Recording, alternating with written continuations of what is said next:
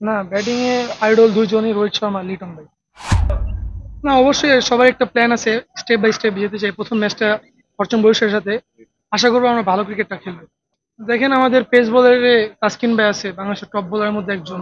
তারপর শফিউল ইসলাম আছে, মোর ভাই আছে। ব্যাটিং এ আমি আছি, বিজয় ভাই আছে, ইয়াসির রাবি ভাই আছে, আকবর ভাই আছে। স্পিনে মুরাদ ভাই আছে, সানজামুল ভাই আছে। আশা অনুরূপ আমাদের টিমটা মাসাল্লাহ খুব ভালো আছে।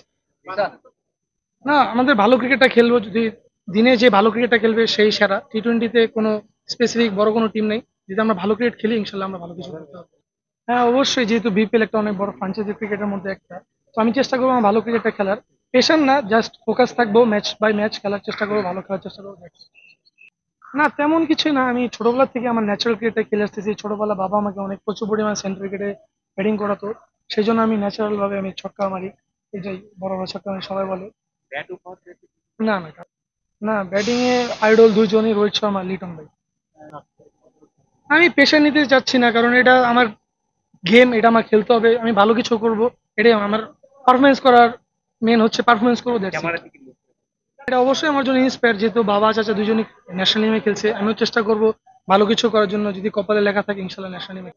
না, এদিকে আমি আমার চেষ্টা করব যে আমি যেহেতু এনসিএল ভালো খেলছি, এদিকেও চেষ্টা করবো যাতে নিজের বেস্টটা খেলার জন্য, নিজেকে প্রুভ করার একটা ভালো একটা মঞ্চ। যদি নিজেকে প্রুভ করতে পারি নিজের কাছে খুব ভালো লাগে। হ্যাঁ, অবশ্যই, যে সবারই একটা গোল থাকে, সেম আমারও সেম একটা গোল আছে, টপ 5 রান গেটারের মধ্যে থাকার চেষ্টা করবো ইনশাল্লাহ। না, উইকেট নিয়ে যেমন উইকেট হবে, অ্যাজ এ ব্যাটসম্যান বা অ্যাজ এ প্লেয়ার হয়েছি, খেলতে হবে। ভালো খারাপ হোক ওটা মানিয়ে খেলতে হবে। যদি খারাপ কন্ডিশন থাকে ওভাবে নিজেকে মানিয়ে নিয়ে খেলবো। ভালো উইকেট থাকে তো মার্শাল্লাহ ভালো।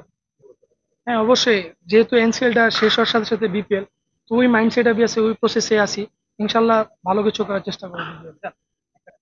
না, এটা অবশ্যই বিসিবি কে অনেক অনেক ধন্যবাদ জানাই, যেহেতু বিপিএল একটা বড় মঞ্চ, এটাকে আমাদের একটা টি-টোয়েন্টি সুযোগ করে দিছে। এটা যদি আমরা ডে বাই ডে প্রত্যেক বছরই খেলি ইনশাল্লাহ এদিক থেকে অনেক ভালো ভালো প্লেয়ার আসবে টি-টোয়েন্টি। যেহেতু এবার শুনলাম যে শিডিউলের কারণে একটু মানে বিপিএল এর সাথে সাথে হয়ে গেছে, ইনশাল্লাহ নেক্সট ইয়ার থেকে এটা একটু পিছিয়ে দিবে শুনছি। যদি এটা পিছিয়ে দেয় খুব ভালো হবে।